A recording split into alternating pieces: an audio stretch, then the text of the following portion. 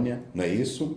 Mas agora, Daniel, ele vai tratar especificamente sobre dois grandes reinos, que novamente é representado pelos animais do capítulo 7, como nós falamos. Aqui nós podemos analisar que ele vai ver um carneiro, depois ele vai ver um bode e depois ele vai ver o chifre pequeno. Então, a temática do capítulo 8 gira, ela está orbitando em torno desses três temas. E é muito importante, para não confundir a sua mente jovem, preste bem atenção. Você tem, no capítulo 8, primeiramente você tem o carneiro, você tem o bode e você tem o chifre pequeno. Só para os irmãos terem uma ideia, que a Bíblia interpreta a própria Bíblia. Vamos lá, Magno.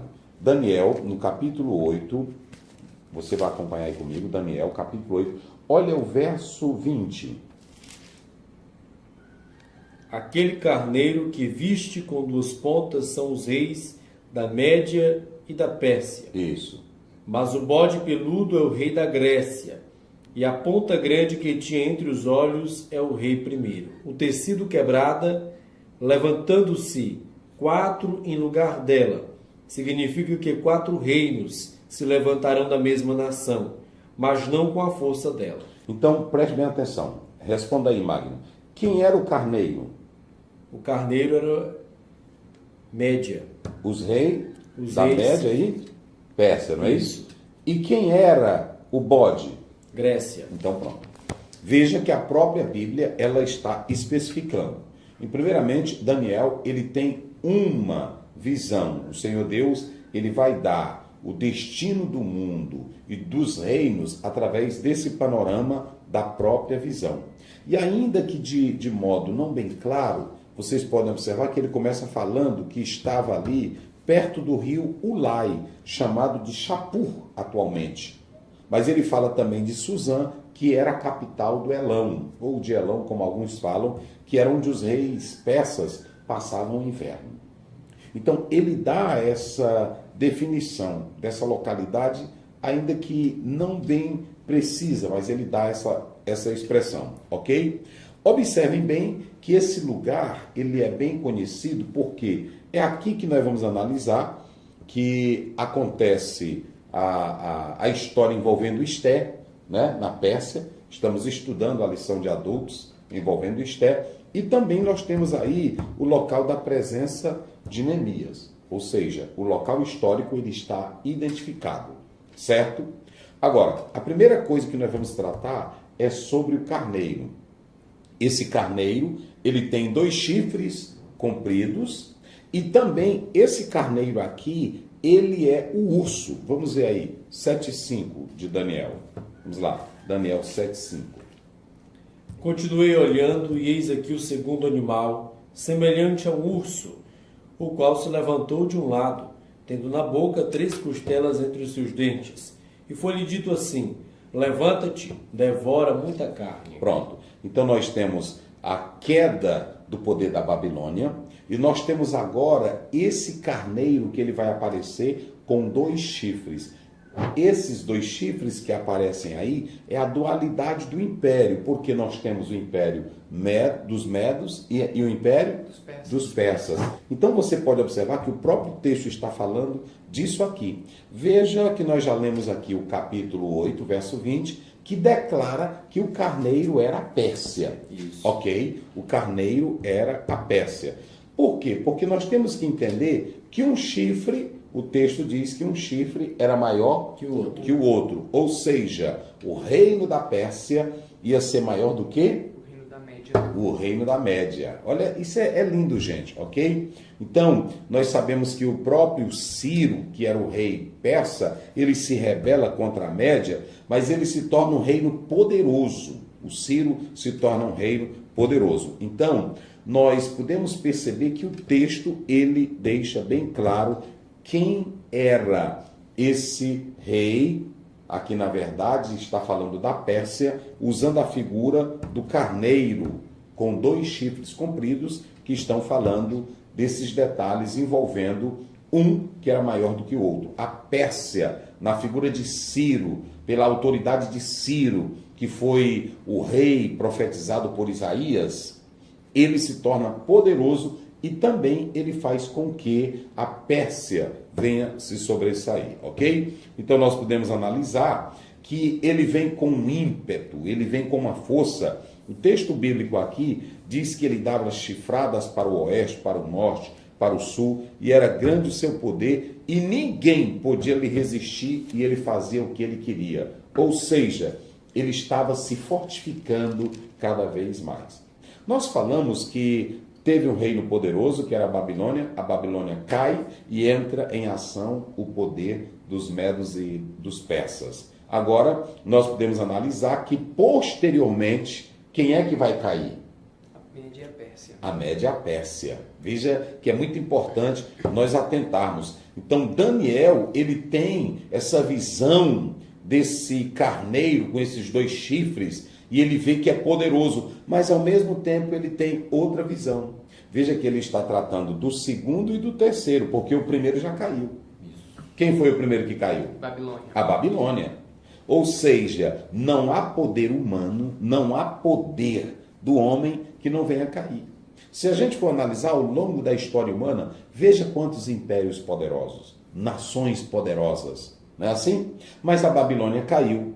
Aí entra o Ciro com todo o seu poder. Em aproximadamente 10 anos, ele expande o seu poder, se torna poderoso. A sua política era boa, mas também Daniel vê esse rei crescer na visão que ele tem, vê esse reino se expandir, mas ao mesmo tempo ele vê o quê? Cair. Ele caiu. Então, caiu a Babilônia, vai cair agora quem? A Pérsia. A Pérsia. E quem é que vai entrar em cena agora? Os gregos. Os gregos. Olha como isso aqui é lindo, gente. É a Bíblia nos situando profeticamente. Então, aí vem a figura do bode. E esse bode é muito interessante, que o texto diz claramente que ele vem como se estivesse voando e aí suas patas não tocavam no chão. Está falando de velocidade, rapidez.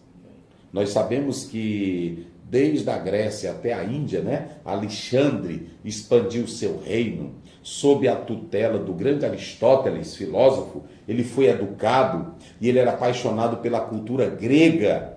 Então, Alexandre, ele tenta expandir o seu poder, a sua grandeza. Ele não era um general qualquer. E o interessante é que primeiro o texto está falando dele, do reino da Grécia, na figura de um bode, não é isso? Que esse bode, ele também é representado pelo leopardo, né? É isso que nós podemos analisar, biblicamente falando. Vamos ver aí, Daniel 7, 5 a 8. Olha o texto bíblico. Continuei olhando e eis que o segundo animal, semelhante a um urso, o qual se levantou de um lado, tendo na boca 3 costelas entre os seus dentes, e foi-lhe dito assim: levanta-te e devora muita carne.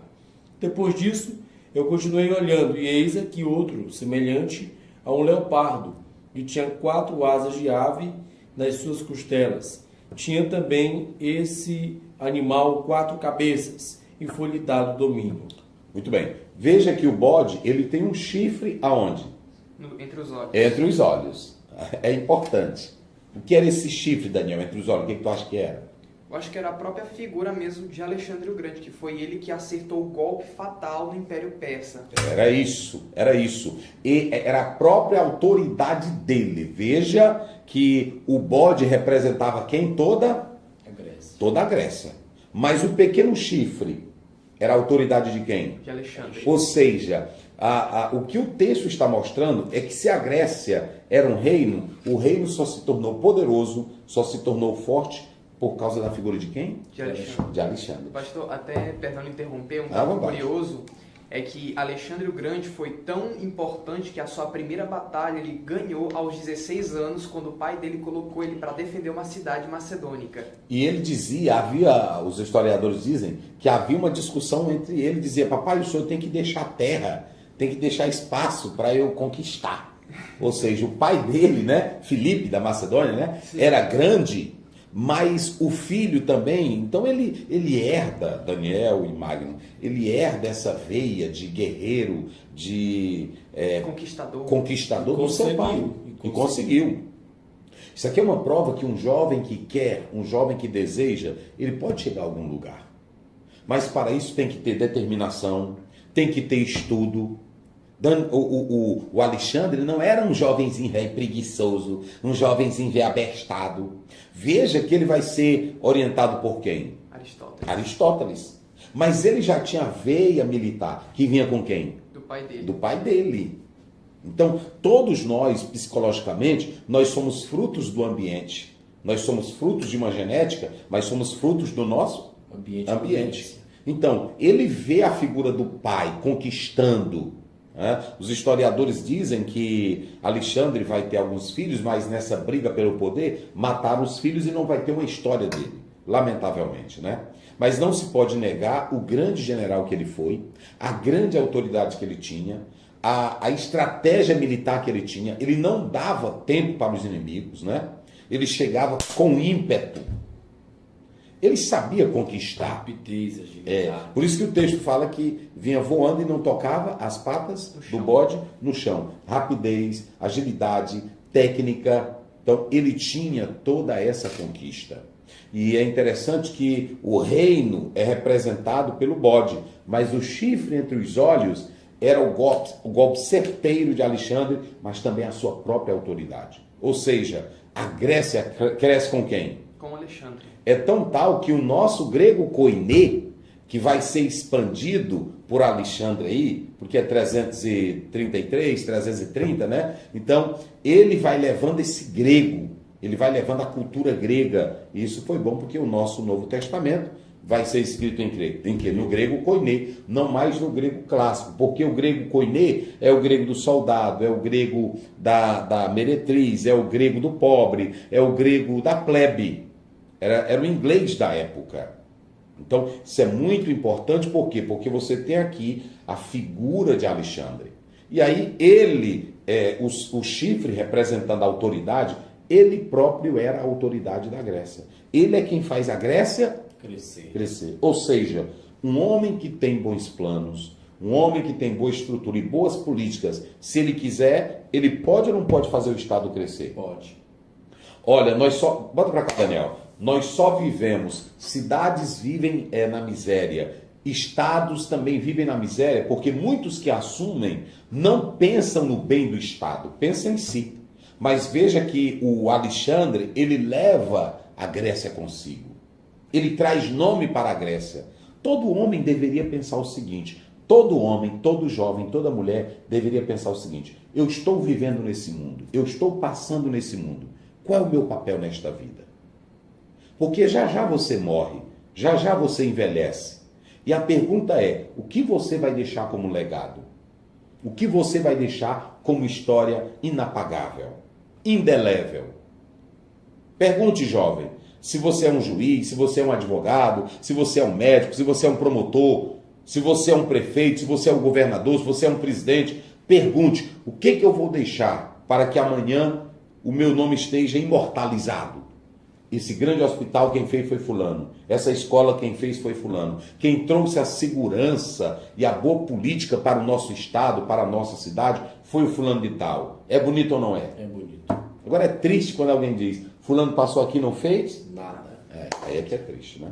Então veja bem, aí aparece esse bode. Em primeiro lugar nós temos o carneiro. O carneiro é quem? A média e a peça. A média e a peça. Isso é para vocês terem uma ideia.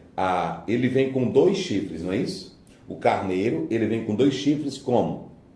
Um maior que o outro. Um maior que o outro. Mas o bode que vem com um só chifre, ele pega o carneiro, pisa o carneiro, joga no chão, destrói o carneiro, não dá força para o carneiro. Ou seja, o Alexandre vem com um poder tremendo. E aí, quem é que é dominado? A Pérsia e os Medos. Ou seja, sai de cena agora e quem é que entra? A Grécia. A Grécia. Representado pelo Alexandre. bode, Isso. que também É o leopardo. é o leopardo. E aí vocês podem observar, enquanto que o outro tinha 2 chifres, falando que um era maior do que o outro, e nós já explicamos aqui essa dualidade de poder, mas o bode só tem um chifre. Mas veja a força, veja a rapidez, por causa de Alexandre. Não tem como negar, tem pessoas que querem apagar a história de um ou de outro, mas existem homens que, pela habilidade que têm, pela capacidade, conseguem levantar um país, consegue levantar uma cidade. Rapaz, é coisa linda, né? Pastor, agora eu analiso aqui como tem pessoas que têm coragem de negar a Bíblia, a veracidade bíblica. Porque a Bíblia apontando para fatos assim, né, comprovados nitidamente, historicamente, pela história, né, e como a história de Alexandre o Grande e muitos outros, a Grécia também, quando, né, dominada por ele a fez crescer, e ainda há pessoas que negam o que está escrito nas Sagradas Letras. Isso, porque a Bíblia ela é maravilhosa, porque nós podemos analisar que nesse elemento profético que Daniel tem no capítulo 2 e nos capítulos que se seguem, tudo está se cumprindo, não é isso? Tudo. Então você vê o lado da confiança e da credibilidade que se deve dar na própria palavra de Deus. Então, interessante que nós podemos analisar que esse chifre pequeno, historicamente lá fora, fala de Alexandre. E nós já falamos aqui que, lamentavelmente, ele morreu muito cedo, né? Muito jovem. 33 anos. 33 anos. Alguns dizem que foi malária, né? Outros dizem que foi uma febre, né? Mas são suposições. O certo, outros dizem que ele foi envenenado. Sim. O certo é que, na verdade, ele teve uma morte prematura. E com a sua morte, aí o seu reino vai ser o quê? Dividido. Vai ser dividido. Nós já falamos aqui sobre essa divisão, porque vão surgir 4 partes, né?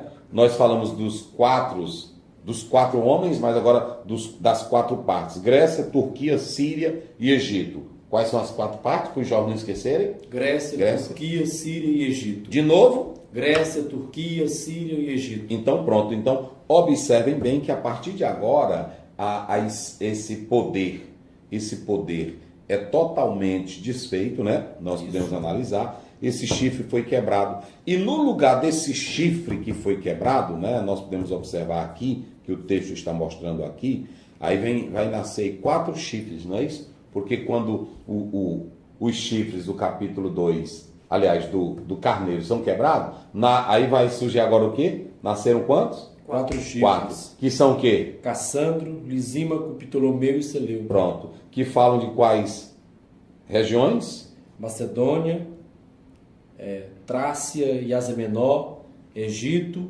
e a Síria e o restante do Oriente Médio. Pronto. Então perceba que a partir de agora surgirão a divisão desses poderes depois da morte de Alexandre o Grande. Isso foi marcado por disputas, brigas, chegaram a dizer que mataram os filhos de Alexandre, cada um buscando o seu poder. Por que nós estamos dizendo isso aqui? É porque a partir de agora terminou o bode, terminou o carneiro, mas surge um chifre pequeno. Dentre esses chifres que nasceram, os 4, surge o quê? Um chifre pequeno. Aí o que é esse chifre pequeno? Esse chifre pequeno ele vai se estendendo para o sul, para o leste e para a terra prometida, até chegar ao exército do céu, que são as estrelas, esse chifre chega a jogar alguns no chão. O que seria, pastor Zéu? Esse chifre pequeno vai estragar o templo, vai estragar os sacrifícios. Na verdade, esse chifre pequeno está aí, vai surgir como um homem que tem um poder cruel, olha aí, está aí, ele é cruel, ele é opressor e ele, na verdade, é violento. Ele é violento. Então, nós podemos atentar aqui que ele vai se dirigir de modo ferrenho, pesado contra o povo de Deus, contra o próprio povo de Deus. Sabe por que Daniel vai ter desmaio nessa visão? Sabe por que Daniel ele vai ter temor e tristeza? É porque ele viu na visão que ele teve as atrocidades que o povo de Deus haveria de passar. Como também outros povos seriam atacados pelo poder desse chifre pequeno, ok? Então